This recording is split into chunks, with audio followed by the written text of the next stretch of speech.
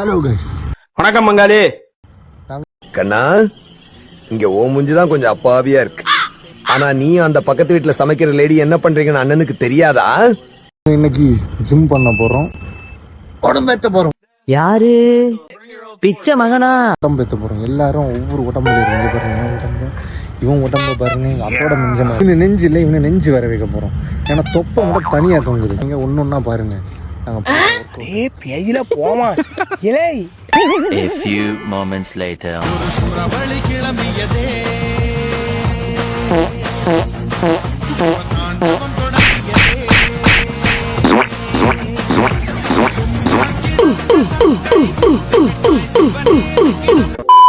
6.5 hours later. என்ன துணிச்சு? ஏய் Tommy எந்திரி. ஏய்